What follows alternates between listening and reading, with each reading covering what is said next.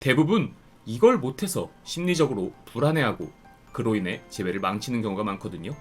장담하건대 이것만 잘해도 재회는 훨씬 수월해집니다. 안녕하세요. 심리상담사 차승일입니다. 상담을 하다 보면 비슷한 케이스라 비슷한 솔루션을 드리는데 누구는 재회에 성공하고 누구는 재회를 실패하죠. 왜 이런 결과가 나오는지 분석해보니 재회에 성공하는 사람들에게서 공통된 특징을 발견할 수 있었습니다. 그래서 오늘은 제가 상담하며 직접 느낀 재회에 성공하는 사람들의 특징 3가지를 이야기해보겠습니다. 먼저 첫 번째는 재회에 성공하는 사람들은 이별의 원인을 정확히 안다는 겁니다. 이 말을 들으면 아니 이별의 원인을 모르는 사람이 어딨어 하시는 분들도 계실 텐데요. 그런 분들은 오늘 영상을 끝까지 봐주세요. 상담하다 보면 정말 많은 경우에 이별에 대한 직접적인 원인을 잘 모르는 경우가 많아요. 이런 분들은 보통 특정 사건이나 상황 때문에 이별했다고 착각하고 있을 확률이 높은데, 예를 들어 연락 문제로 자주 다투다 이별했다고 가정했을 때 이별의 원인이 단순히 연락 문제 때문일까요? 사실 연락 문제는 하나의 사건일 뿐이고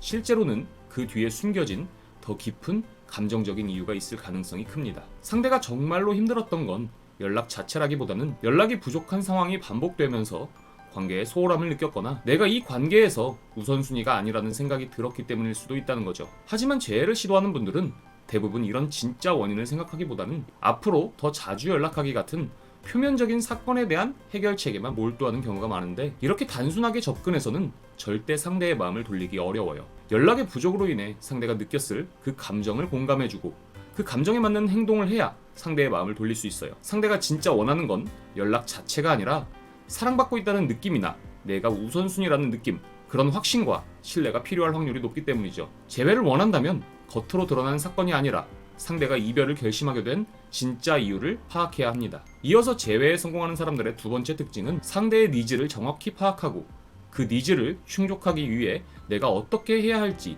무엇을 해야 할지를 깊이 고민하고 거기에 맞는 행동을 한다는 겁니다. 이 부분이 재회에 실패하는 사람들과 가장 큰 차이점인데요. 보통 재회에 실패하는 가장 큰 이유는 자기 감정만 앞세우거나 자기 입장에서만 생각하기 때문이에요. 대부분 이별 직후 상대의 감정보다는 자신의 감정에만 집중하는 실수를 하는데, 예를 들면 상대가 왜 이별을 선택했는지에 대해서는 생각해보지 않고 시킬 수 없는 말들을 내뱉으며 이별이라는 상황만 모면하려고 하죠. 하지만 그런 말들로는 상대의 마음을 돌릴 수 없어요. 대부분 이별을 선택한 상대는 그동안 반복된 실망과 감정적 피로감이 쌓였기 때문에 내 입장에서 아무리 설득해봐야 마음을 돌리기 어려워요. 그렇기 때문에 재회를 원한다면 나의 감정을 강요하는 것이 아니라 상대가 원했던 것이 무엇이었는지를 먼저 고민하고, 내 입장에서 상대에게 요구하는 것이 아니라 상대 입장에서 상대가 원했던 걸 제시해야 합니다. 그리고 이때는 단순한 말 몇 마디가 아니라 구체적인 생각과 행동이나 계획을 상대에게 어필해야 해요. 상대는 이미 여러분에게 여러 차례 기회를 줬을 확률이 높기 때문에 간단한 말 몇 마디로는 상대의 마음을 돌리기 어려워요. 여러분에게 신뢰가 이미 바닥인 상대의 마음을 돌리기 위해선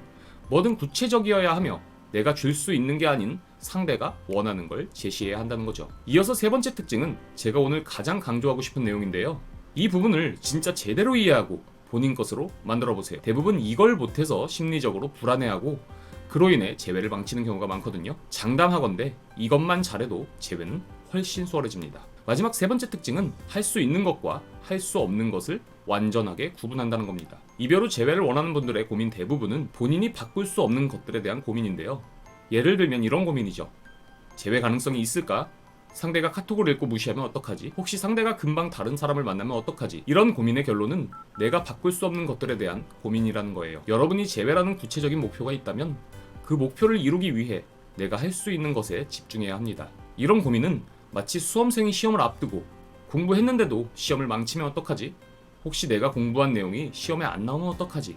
이런 고민과 똑같습니다. 이런 고민을 한다고 문제가 해결되진 않죠. 수험생이 할 수 있는 건 최선을 다해 공부하는 것뿐입니다. 마찬가지로 재회를 원하는 사람이라면 내가 할 수 없는 것이 아니라 내가 할 수 있는 것에 집중해야 합니다. 이렇게 말하면 많은 분이 이런 말을 합니다. 그래서 제가 지금 뭘 해야 할까요?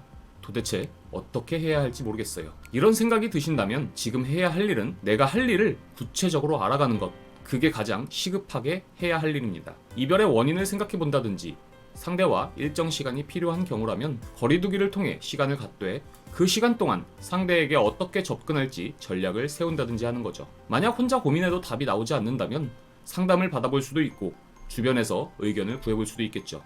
아니면 책을 읽거나 경험자의 이야기를 통해서 방향성을 찾을 수도 있죠. 이런 노력 없이 혼자 바꿀 수 없는 것들을 고민하며 막연하게 고민하고 불안해하는 것은 시간만 낭비하는 일입니다. 그리고 이런 불안은 결국 재회를 어렵게 만들죠. 여러분이 재회를 목표로 한다면 구르는 돌에는 이끼가 끼지 않는다는 말처럼 지금 내가 해야 할 일이 무엇인지 명확하게 정리하고 구체적인 전략을 세우고 그것에만 집중해야 하며, 그렇게 하면 여러분이 지금 느끼는 불안한 감정들은 어느 정도는 해소될 겁니다. 그리고 이런 과정에서 상대와 나의 관계에서 문제점을 발견하고 그 문제점을 해결하는 노력의 결과로 재회가 이루어져야 한순간 반짝 상대의 마음을 되돌렸다가 얼마 못 가 헤어지는 그런 재회가 아니라 오래 사랑을 유지할 수 있는 진짜 재회를 할 수 있다는 걸 꼭 명심해 주세요. 오늘은 재회에 성공하는 사람들의 3가지 특징을 이야기해봤는데요. 첫 번째는 이별의 진짜 원인을 정확히 아는 것, 두 번째는 상대의 니즈를 파악하고 구체적으로 행동하는 것, 그리고 마지막은 내가 할 수 있는 것에 집중하고